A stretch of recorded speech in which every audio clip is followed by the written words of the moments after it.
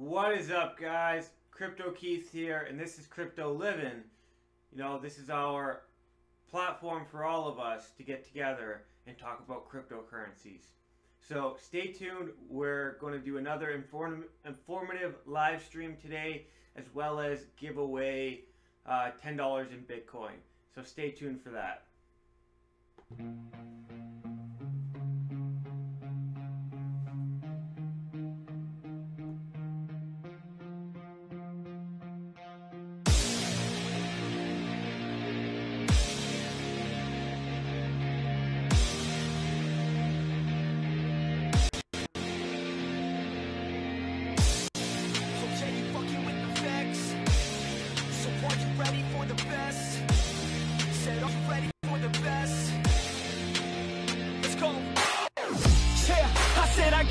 I'm in it.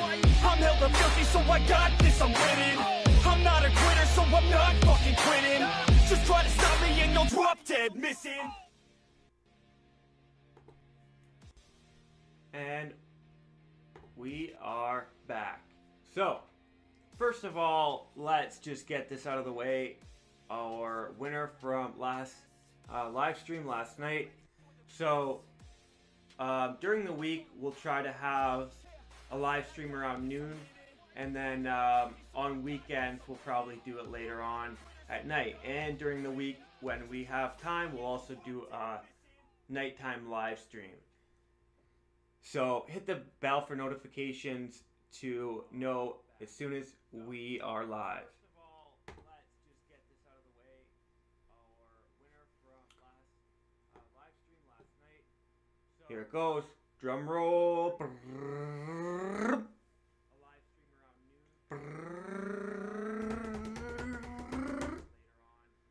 We have a winner. Timeli Chanel, if I said that right. They said, "Show me the money."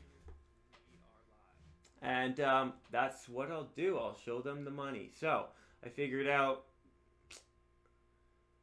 what's going on. Figured out that it's a lot cheaper for me to send from Poloniex than Exodus. Oh, that's not right. Gotta grab their wallet address. Timeli Chanel, if I said that right. They said, "Show me the money." And that's what I'll do. I'll show them the money. So I figured out. I'm assuming this is a Bitcoin wallet. Bitcoin wallets usually have a 1 at the beginning. There are ways to tell them apart. Different wallets, different coins. They're supposed to have unique strings, unique wallet addresses. Where do we go? Okay, we're over here.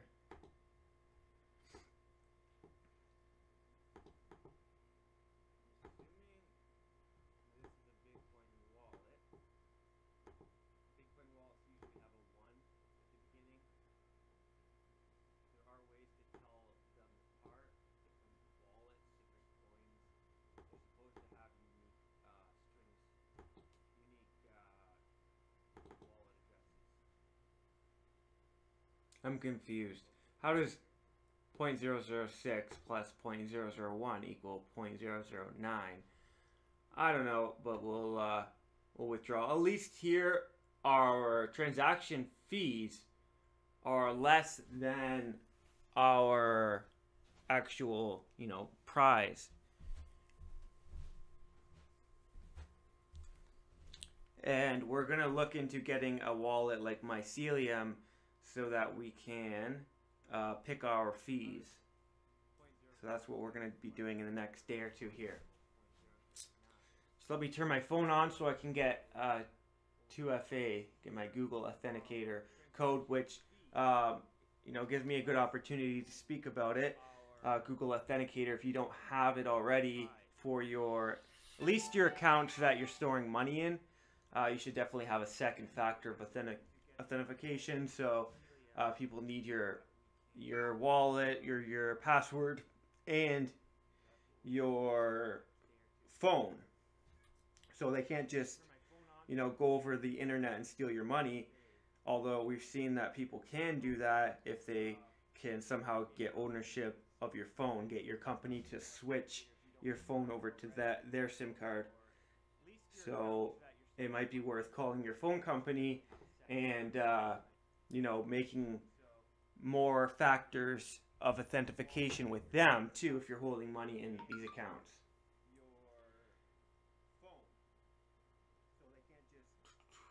Just got the notification for this live stream. So Poloniex, my code it's different and it only lasts about 30 seconds each code, so I can put this in without worrying. So I'll go to my email after and confirm that further. So really you need 3 factors for my account there. So we already figured out what $10 worth of Bitcoin was going to be, and that's what we sent. So what have I been doing? I set up my Ledger wallet the other day, right? To take some of my funds offline because I've had some, things in the past that, for instance, being on Bitfinex here, over a year ago they got hacked and everyone's money was, froze for a few days and you couldn't get your money out. No matter how much money you had locked in here, you just had uncertainty, fear for at least a week. And then at the end of it all, they took money out of everybody's account to cover the losses. So they did it, properly in the legal sense. They had good lawyers, but still, I felt ripped off. And if you hold your money in something like an external wallet, that can't happen. That cannot happen. And sometimes you need to go through it before you realize how important it is. We just had NiceHash, a cloud mining service got hacked as well. So I'm interested to see how they're going to take those losses. The users are going to have to take them on in some way, whether they raise their fees or whatever, lower payouts, or just take it right off the bat and then slowly pay you back over time. But we see Mt. Gox is still trying to pay back its users years later, and only the value of what Bitcoin was at the time of the hack they are promising to pay back. But so I noticed that if you go into your extensions here, you can get MetaMask, my Ether wallet, which are right here. But if you install the Ledger wallet and Ledger Manager, you can't really find them. So what I did was I went here into details and created shortcuts onto my my taskbar. So that's how you do that. And you will need Ledger Manager for a Ledger Nano just to add more wallets. But then you get the Ledger Bitcoin wallet to add Bitcoin, and then any currency you add, you have to get a special app for that. So I'm going to get the Bitcoin Cash one here soon, and probably Ethereum. Basically all it does is hold your private keys. So even if you lose your Ledger wallet, you can still back it up or restore it with a 12-word phrase that they give you.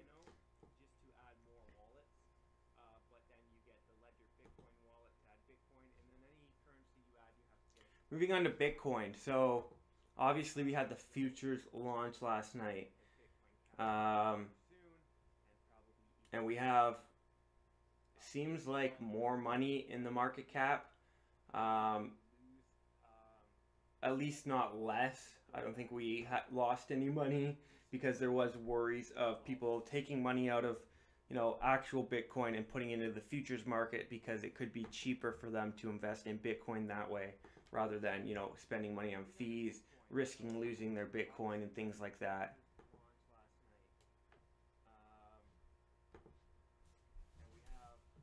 One thing I do need to do is get a faster computer. I just did a factory reset on this one, but still seems slow. Maybe I need to get more RAM or something. But so here's you know, Bitcoin. Actually, I lost that tab. Bitcoin market cap.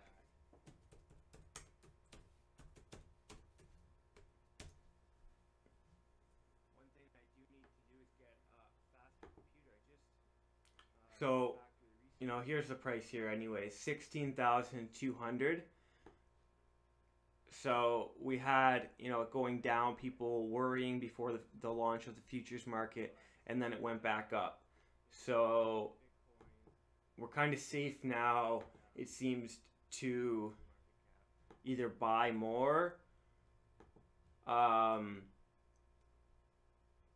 or at least not sell. I sold a little bit, and now that it's, you know, going back up, it seems like you know, might have been a good idea to hold it in, but I still do have a lot of money in. So above this line, this analysis is suggesting to take profits. So that's what I did anyways. I took some profits around the $16,000 mark, which is about 20,000 Canadian dollars where I am. So that works for me. You know, I bought in at $500. That's a 40 times gain, or is it 40 times? Yeah, 40 times, or what is it? 4,000% gain. So, you know, that's a healthy place to take losses if you bought, you know, in the couple $100 area.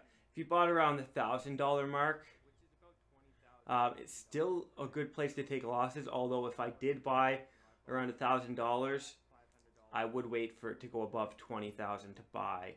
And my my family member of mine bought some Bitcoin around 3,000. They finally decided to get in after, you know, I wasn't really forcing them to or pushing it on them. I was just, you know, quietly waiting and telling them what I knew, you know, little bits in here and there. And I'm glad they decided to get in. But they got in around, so they got in around 3,000 their first, when they first bought some Bitcoin. And then they bought more here around, they just finally actually bought more around the $1,500 mark. So they asked me this morning, they said, Bitcoin's going back up, is it a good time to buy? Should I buy more? And I said, just hold off. And it looks like it was, you know, a good thing to say, because look, we're down a little bit more here. But that's naturally what everyone wants to do. When it's doing well, they want to buy in, right? And when it's doing poorly, they want to either sell or, you know, they just follow the public opinion. It's very typical, and it's very predictable to predict most people's actions because they trade like that, right? So I'm trying to, you know, have him make more money than he would if he just bought himself.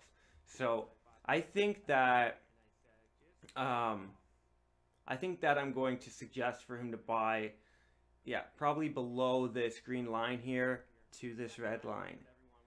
We could go a bit lower. We could go to the around the $8,000 mark. So I'm going to definitely save some money for myself just in case it goes down there to buy back in. But other than that, definitely it's good to have some money in. It could go back up, but it looks like this is going to be a possible double top, right? Where it goes up, goes down, goes up, and then goes down, rather than just going up and then going down right from that. So the futures market affecting that a little bit and giving us a second top. You know, also it could be part of what they call a bull trap, right? It's kind of a big bull trap, if that's what it is, but it's definitely a possibility of, you know, this trying to confuse people and make people think, okay, we're going back up, just for them to buy back in, right? And then it goes back down. So, you know, another thing to be aware of is that it could be this double top. Although there are points where you can tell If it goes below a certain point, we're probably, you know, continuing the downtrend. And if it goes up a certain point, we're probably continuing the uptrend. So that's what this is basically pointing out, that so we could, this is what it's starting to look like. It's going down. So about this trend line right here, this purple line, if it goes below that purple line, we'll probably see it go down to almost that $8,000 mark. But if it stays above it, then we're healthy to go up, right?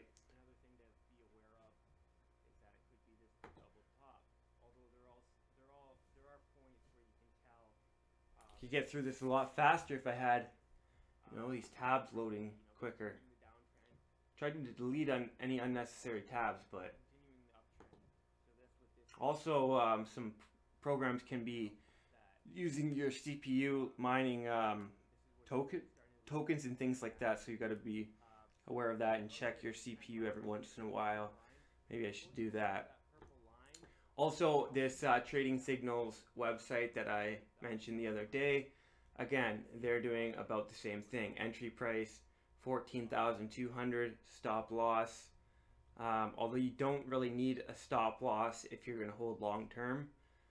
That's, you know, sometimes stop losses can only inhibit your profits if you sell lower than you bought. So if you really think it's going to go back up, you know, don't put that stop loss. Sell high rather than low, right? And you can follow this almost to a T and match what they're doing here. And they show you their daily or monthly profits that you would get if you did follow their trades.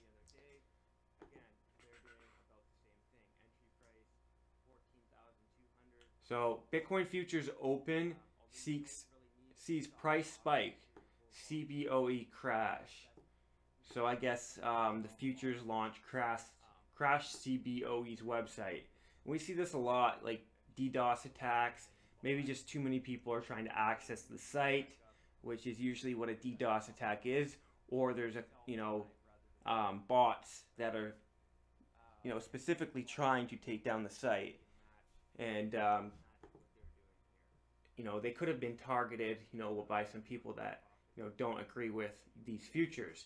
Same thing happened with the Bitcoin Gold website launch. It happens quite a bit when there's a controversial, you know, something controversial in the cryptocurrency space that launches.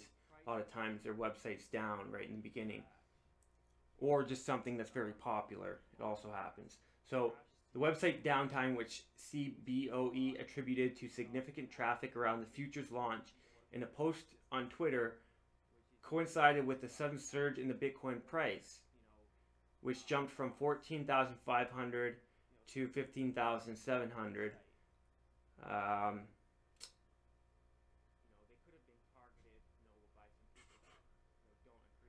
So they're redirecting you to delayed information, so you don't, you know, add to the huge load on the CBOE website.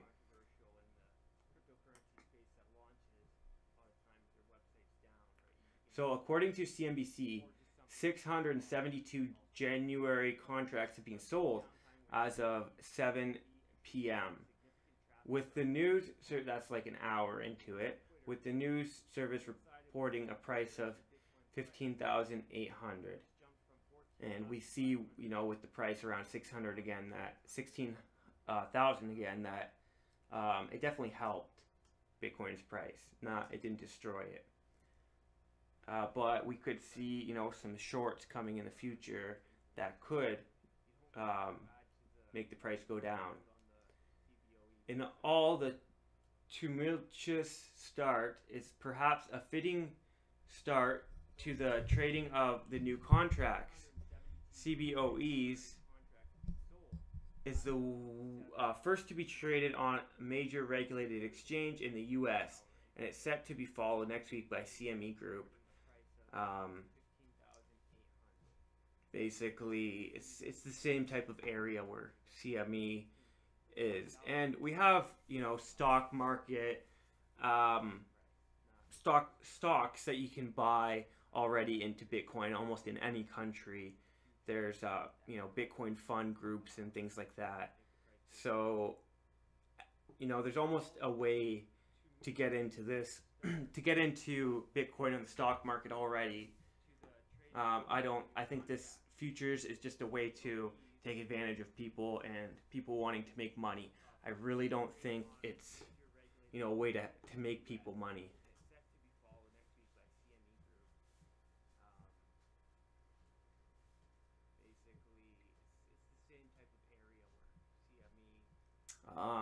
You know, here's another article saying almost the same thing, but doing a bit more of a price analysis this morning,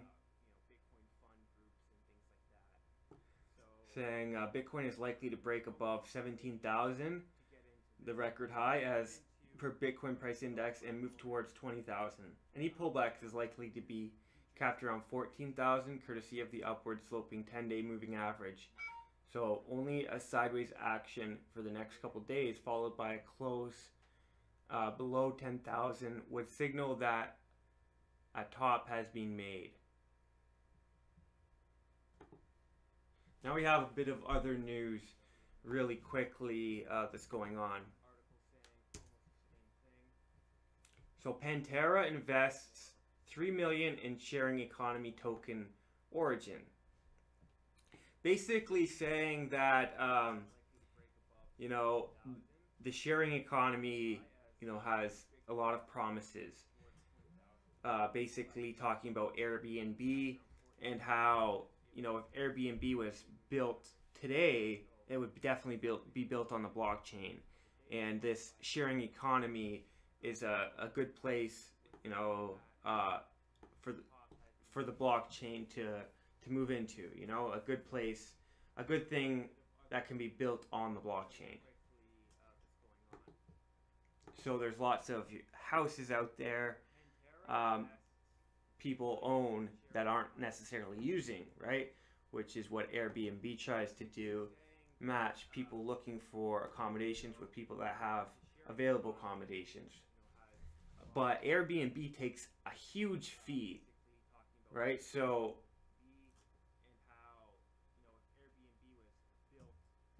Josh Frazier, Origin co-founder, told CoinDesk, "We're asking a really audacious question. What if open source software can replace dozens of multi-million or even multi-billion-dollar companies?" So a platform for any kind of peer-to-peer service, Origin has today announced the successful completion of an advisor round with Pantera Capital for $3 million worth of its tokens. So this is going to be Origin.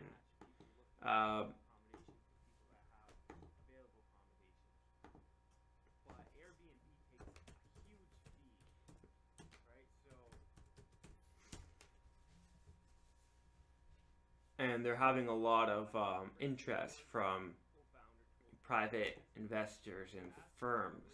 So this will be likely the stage before it goes to ICO.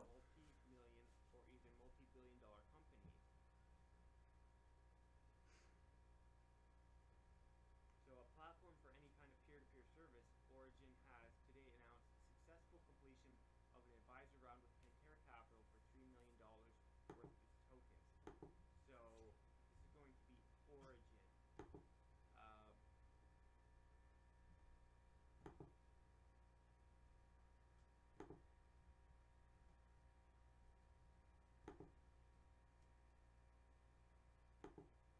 And they're having a lot of interest.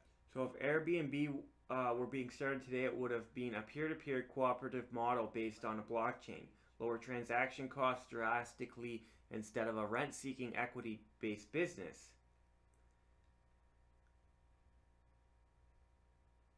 Lowering transaction costs dramatically, right? Instead of so also distinguishing Origin, which rebranded recently from Origin with a zero. So it is led by founders with previous successes. So a very early YouTube employee who has worked on multiple startups, and Frazier, who has led 3 venture-backed companies. one of which was acquired by Walmart Labs.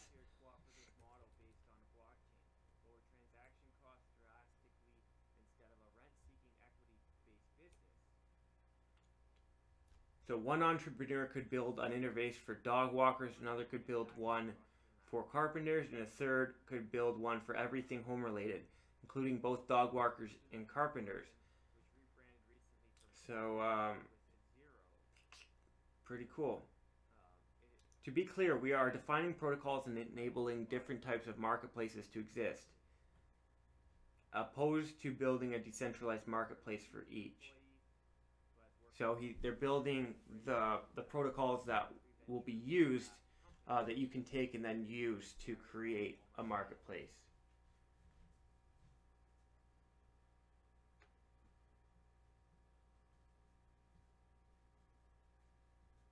So basically, you know, if Airbnb did it today, they could cut out a lot of costs, right? And so they wouldn't have to take as much commissions.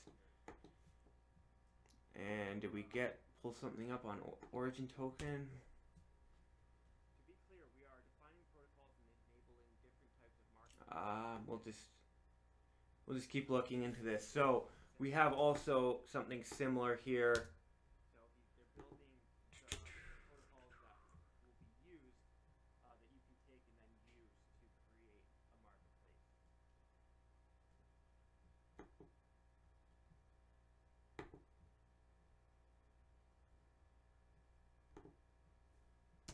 About home sharing. So a currency for true home sharing economy. So Airbnb again. This is a token that will power the new blockchain version of Airbnb.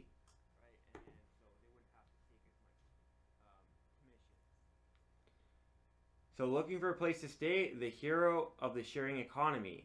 However, it's more accurate to describe Airbnb as the middleman that charges entry fees into the access economy, which facilitates the use of another person's goods and services, wrapped up with convenience and quality in exchange for compensation. But as these platforms like Airbnb scale exponentially in size, gaps in security breaches and scams are inevitable. It gets increasingly harder to trust strangers promising their rooms to you and vice versa. The main currency that the housing industry should be dealing with now is trust and decentralization. Our team realizes this and believes that through the B token, we can achieve a true home sharing economy. So this article is in the description. I'm pretty sure, or this one is. So the btoken.com. So if you're interested in something like this token sale, you can now register for the pre-sale. 0% commission, decentralized home sharing network with B protocols. So you can look into this further if you want, if it's something you're interested in investing in. We'll go over some ICOs another day and go more in depth looking into these platforms.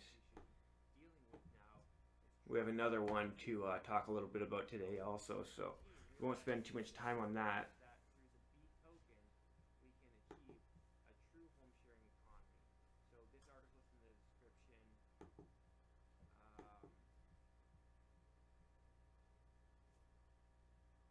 And then another story here from CoinDesk, paying rent with crypto. We've already mentioned this story once, but just because we talked about, renting or home sharing, we're gonna just, remind you of this, that you can now pay rent with Bitcoin, Litecoin, and Ethereum. So the digital rent processor ManageGo is integrating Bitcoin, Litecoin, and Ethereum into its payment app. So basically, you pay with these cryptocurrencies, and they exchange them for dollars, and then pay your landlord in dollars.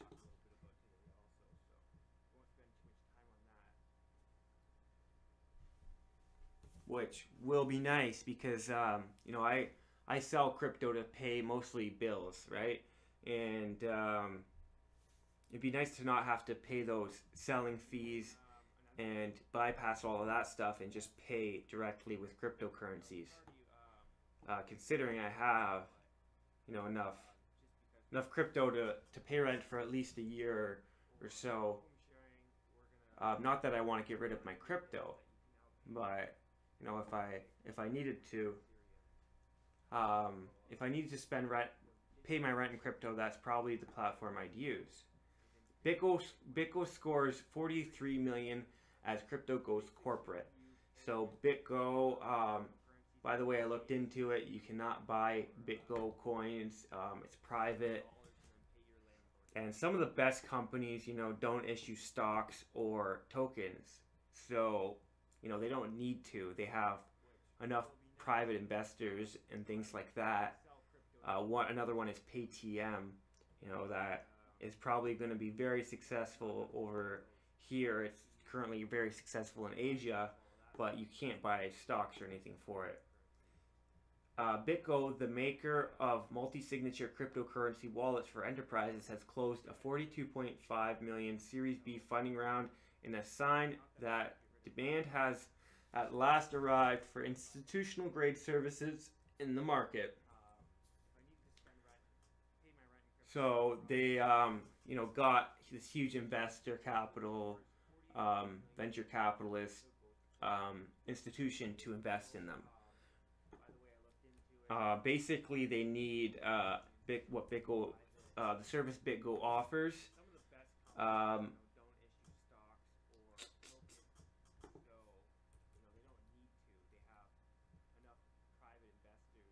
So here, one of their clients is the CME group. So what Bitgo does basically is they, you know, provide multi-signature wallets. And it looks to me like they deal with a lot of, well, you can see over here on their website that they deal with exchanges like Gemini. So to me, what it looks like is if CME Group wants to buy futures or buy Bitcoin to, you know, support their futures, or just buy Bitcoin in general to kind of hedge their futures, I don't know. They're buying Bitcoin, they're acquiring it through Bitgo, right? So it could be a place where exchanges get liquidity, or they can access liquidity. So Bitgo empowers businesses to integrate digital currencies into their existing financial systems securely and at scale without ever taking custody of the asset. See, there you go.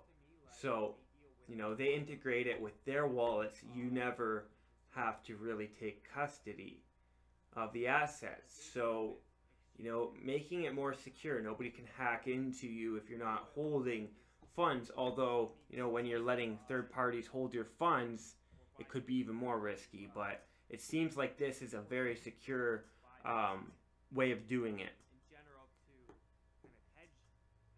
So here's Genesis Global Trading. Our institutional investors expect a seamless and professional platform, and Bitgo helps us provide it. They have solved the most difficult compliance and architectural problems associated with using digital currencies at scale. Right, so they have know your customer things, which came to light, and you know, I was trying to invest in an ICO, and I got stuck on this know your customer paperwork you have to fill out.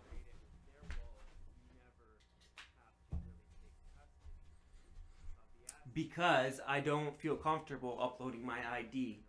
And so this new know your customer thing, I don't agree with, but it's seeming to be more and more mandatory as they regulate cryptocurrencies more. They're going to want to, the main reason of regulation is so they know who has what money.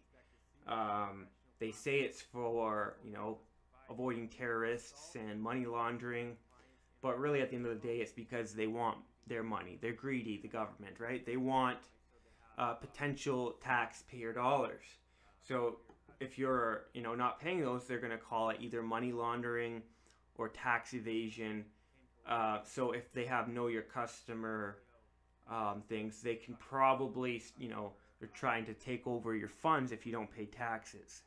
So they're working with institutions that hold your money, and now if you take out more than a certain amount of money on exchanges, you have to upload your ID and things like that. And it's mainly so the government can get their taxes, and they know who's a threat. So they know who has money and might threaten, the government.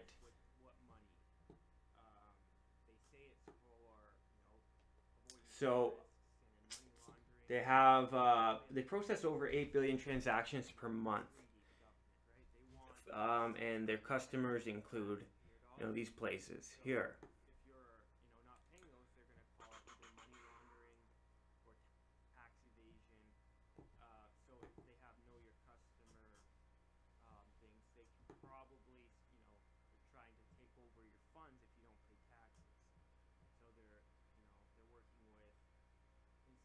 So here's where in October 2017, Bitgo added Civic's Know Your Customer services to its Royal Mint Gold wallets.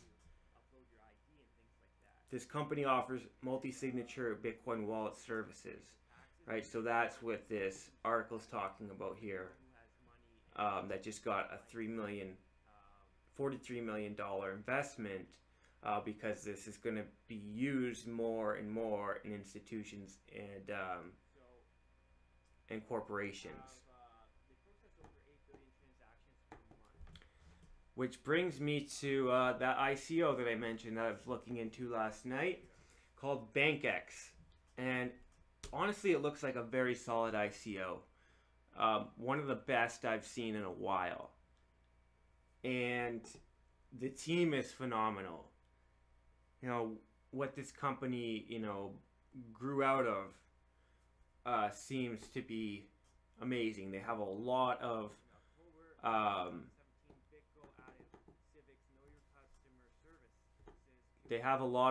credits.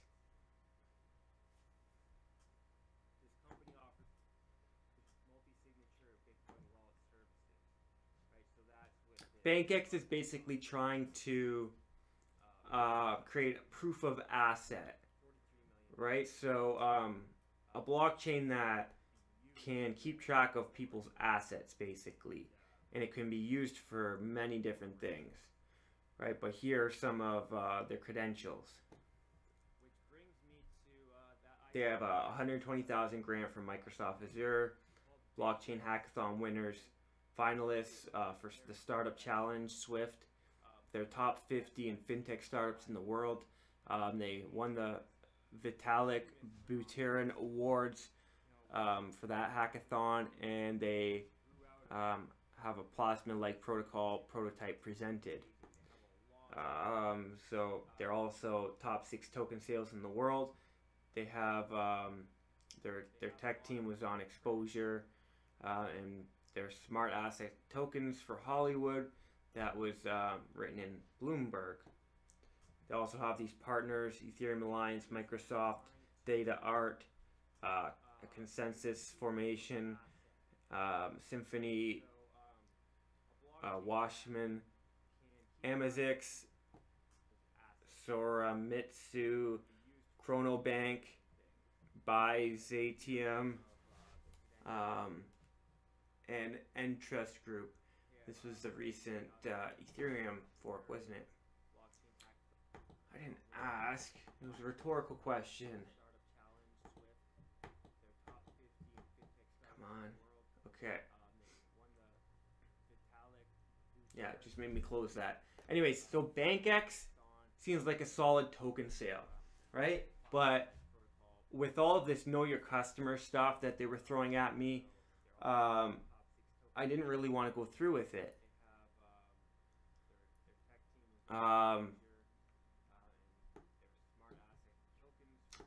because you have to upload your ID, you have to, all this stuff. And, in some countries, it's illegal to upload your ID because of identity theft.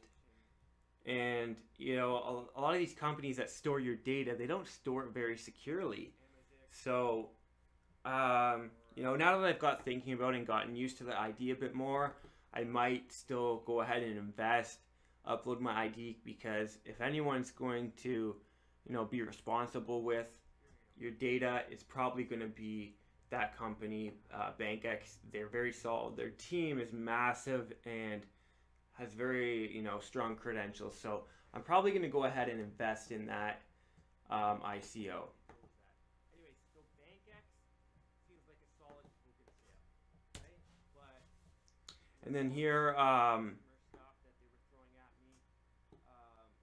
Barclays, Credit Suisse, UBS, the utility settlement, whatever. It's really getting annoying, isn't it? My computer. Okay, the utility settlement coin.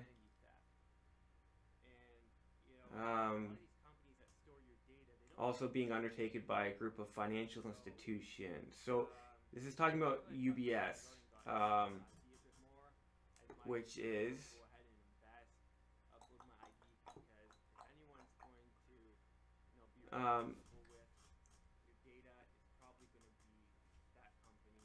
seems to me kind of like a bank, right? So basically, this article's talking about the Swiss banking giant UBS. They're using Ethereum. So they designed to simplify compliance using Ethereum. And this almost talks about similar stuff to the Know Your Customer thing. So traditionally regulated firms use what are called legal entity identifiers that are stored in global data systems to execute transactions on behalf of clients, even those clients themselves don't have one of the codes. But as a part of a sweeping regulatory change called the Markets in Financial Instruments Directive, scheduled to go live in the EU January 3rd, all eligible legal entities will be required to have and use these codes. So why couldn't they do this with, Know Your Customer? Have a blockchain or database that's secure, encrypted, no one can access or see your data in there, where all your ID is stored, and then you just have, a number that you input every time you, start up a new bank account or, invest in an ICO. Right now, the real way to avoid this Know Your Customer is just to buy the token after it reaches markets, right? Because you can get an Ethereum wallet and not have to have Know Your Customer or have your identity attached to it. So if you're gonna buy coin and not necessarily want anyone to know about it, then the best way to do is after the token sale. There are some ICOs where you don't have to do that though. The better ICOs, the more advanced ones, they're probably going to make you do that because they follow laws and regulations, right? So do no harm. As part of the build up to the launch, CoinDesk went on a tour of the UBS lab, which Madrick is what they're calling this protocol, was conceived, and described in detail how the blockchain platform could help ease the regulatory demands even before they begin. And that's about it, guys. We have Origin token here, maybe now, if this is the right one.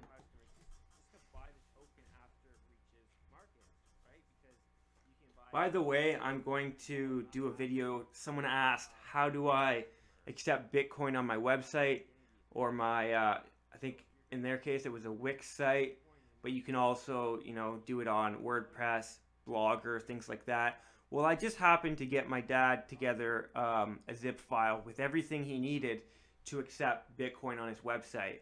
So I'll do a video really soon here, hopefully today or tomorrow, just specifically on how to, start accepting Bitcoin on your website. There's a couple ways of doing it, some more advanced than others. Basically for him, the less advanced way, the simpler way, you can still have, I got together the code for a conversion, so you can convert and find out however much you have to pay in Bitcoin. So that I'll show you how to put on your website, and also how to put other things there for people to pay. There is a more advanced way to do it, and that is you specify in Bitcoin how much you want for each product, but it's going to change over time, so there's a certain plugin for that. The way I know is through Coinbase right now, but we'll talk more in depth about that when I do the video. So here's Diorium Origin Clear. So this might not, well, it says origin token, so you can reserve your space for this as well, the origin token. I think this is the one that was mentioned in the previous article. Yeah, here with Pantera just invested $3 million into this economy token Origin. So it seems like, in this stage they're getting a lot of interest. So once it hits pre-sale and the main sale, it should sell out very quickly.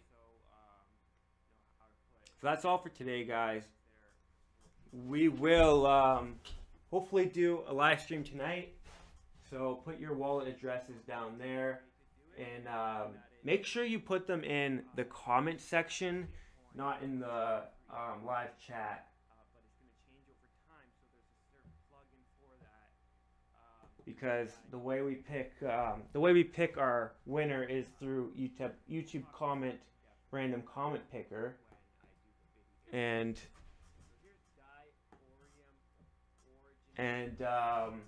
yeah, we won't be able to pick your comments in the live stream.